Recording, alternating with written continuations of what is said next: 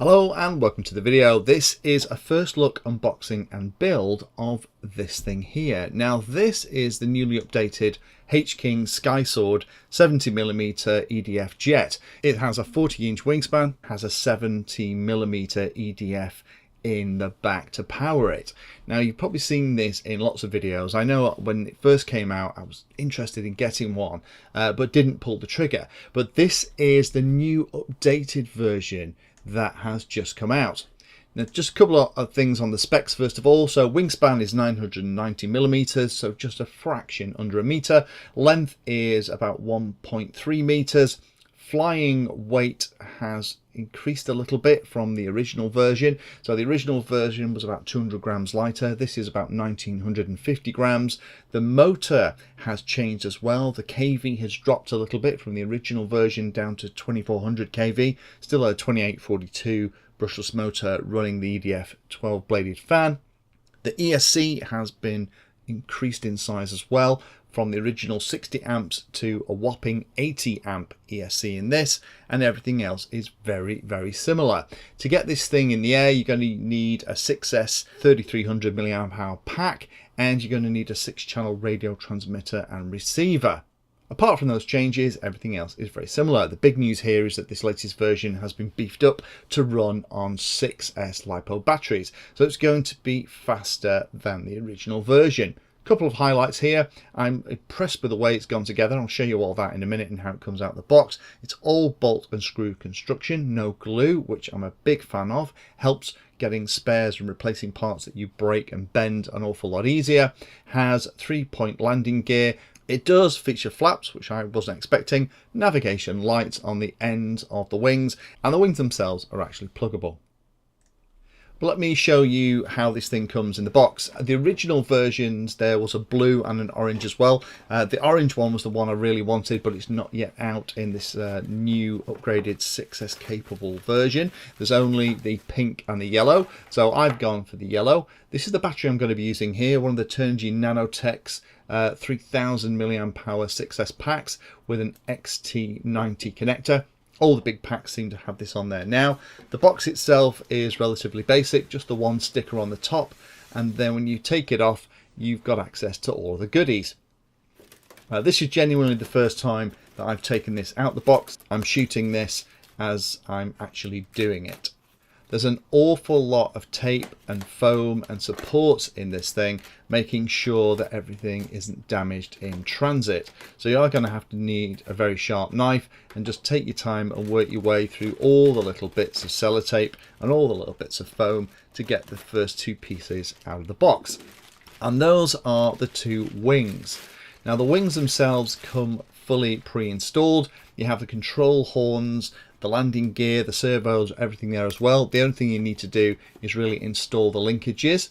So that's an easy install. The paint application and the finish on these is very nice indeed. Unless you get up really close, particularly from the top, you could be forgiven for thinking that it isn't actually a foam model at all. Foam hinges on the aileron and some plastic hinge supports for the flaps. Connector on the bottom to plug it into the body with a hole by the side for the spar. There's a metal spar that you can see at the front of the box. So let me just get the other one out. It's going to be exactly the same, but obviously a mirror image. Under that then, if we remove all of these nicely shaped bits of polystyrene, then we can see what else we have in here. There's the nose cone, and I really like the fact I hadn't appreciated that the nose cone is a separate piece. Now the nose being so long and thin is going to potentially get a lot of damage on an impact. The end of it's actually plastic with foam. It's held in place with a magnet and also a carbon fibre spar. And then the other piece in here is the body, and it is absolutely massive. I hadn't appreciated how long this thing was going to be. So I'm going to have to try and run it past the camera to give you an idea of some of the features. So we have several hatches around to get into different places. Obviously we have the place where the nose is going to fit.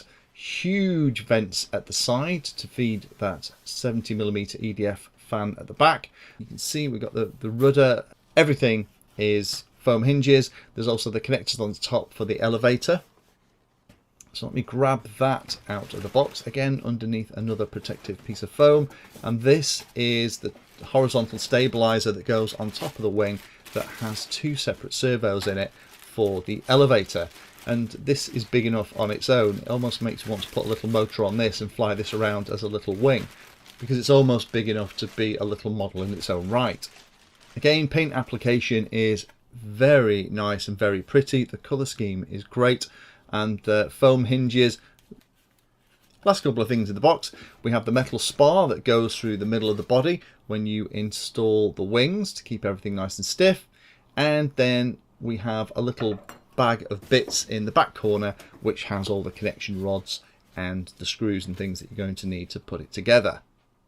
So now we've got all the pieces out, let me show you a couple of things. First of all, you can see down these big vents at the side to that 70mm 12-bladed fan at the back, and then if I pop it down, if you slide the catch at the front, the little spring-loaded catch pops up the canopy, which I really like, and in there is the space for the battery and all of the cables, all nicely labelled so you know which is gear, aileron, elevator, etc.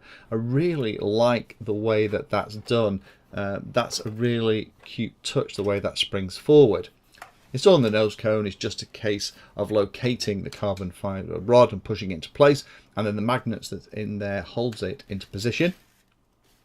And what I thought was a long body is ridiculously long with that nose cone in position.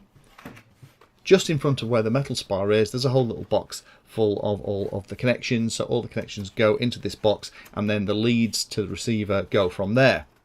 And it's very easy for some of those wires to get in the way of that spar. So I personally would open up that little canopy, make sure that none of the cables are in the way before you push that spar through, so you don't nip one of the cables up or pull it out of the control box.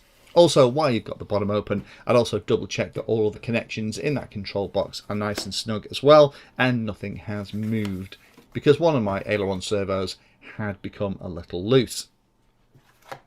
Once the spar's in place, then you just push the wings home, and then they're held in place by two bolts. The bolt holes are covered by the decal application on the wing itself, so you just have to poke a little hole through that with a screwdriver and then pop the screws home. All the electrical connections are made off with that connector at the base of the wing. I use my little trick of plugging in all of the servos with a servo tester just to center all the servos and figure that out. Again, I have a video talking about simple plane setup with OpenTX radios, and I'm kind of following that process along here to make sure that all the servos are at 90 degrees before I install all the linkages. And that's the next job, get the linkages out the packets. All the packets are nicely labeled so you know which is which, and once you've got the servos into that 90-degree position, just go along and install all the linkages. The linkages, as with the Buffalo that I looked at a couple of weeks ago, do have ball joints at the end, and I do like that. It makes the linkages an awful lot smoother in operation. The horizontal tail piece just installs at the top. You plug the two servos into the two female servo connectors, and then that's held in place with two screws as well. So the build of this model isn't going to take you very long at all, and when it's together, it's a very impressive looking beastie. The nose gear is steerable, and the way it looks with the black, grey and colour paintwork and decals on it looks absolutely fantastic. Time will tell how well the paint will hold up during flying, as mine has lost a couple of black chips while I've been playing around with the canopy, plugging in the servos into the receiver and also setting a little stabilizer up in here for the maiden flight. And hopefully the wind will die down long enough so I can get the maiden flight in the next week or two. At the moment, we've been experiencing really high winds, and those are forecast for at least another 7 to 10 days. There is tons of room inside for the battery, and with the battery in the nose, it does pop the centre of gravity where it needs to be as per the manual. I do like the removable nose cone. I think that's a really good idea. The nose is the piece that's going to get the most abuse, and having it removable just means that's a simple thing to swap out when it does get damaged. I like the fact it's removable wings, for exactly the same reason, and I love the no glue assembly. I don't like gluing things on big models like this because they do invariably get damaged, and sometimes it's from hanger rash just taking the thing to the field. So being able to replace parts that can't be repaired without trying to open glue joints is a great idea. I like the main access hatches. There's also a huge hatch at the back to get at the 70mm EDF fan. There's that one in the body that allows you to get into all the connections. And again, I just double check that nothing's come loose in there when you open it up to install the spar. And there's also the big hatch at the front, which has that spring-loaded catch. So keep your fingers crossed that we can get some decent still weather and I can get out to the field and give this thing a fly. From what I've seen from other reviewers' videos of the previous version, it flies very, very well indeed, and I'm really excited to see what it's capable of with the new upgraded ESC and motor specs on a 6S battery. Thanks for watching the video and watching right to the very end. You can find me in all the usual places on social media, and if you like the video and like what I'm doing here, then hit the subscribe button and hit the bell notification icon too. If you really like what I'm doing, you can go the extra mile and become one of my Patreons for access to me directly for support, and also giveaways and regular updates too. If you're looking for particular content, then check out the playlist. I organise all of my videos into playlists, so if you're looking for a particular topic, you can find everything here. If it's called Introduction To, it's designed to start very simply and build on that simple introduction to teach you all about it. If it's called For Beginners, then that is really aimed at people who are brand new to that part of the hobby. You can also search on YouTube for anything that you're interested in using the search function at the top. So iNav Painless 360 will find all of my videos and even the playlist around iNav. So thanks again for watching and happy flying.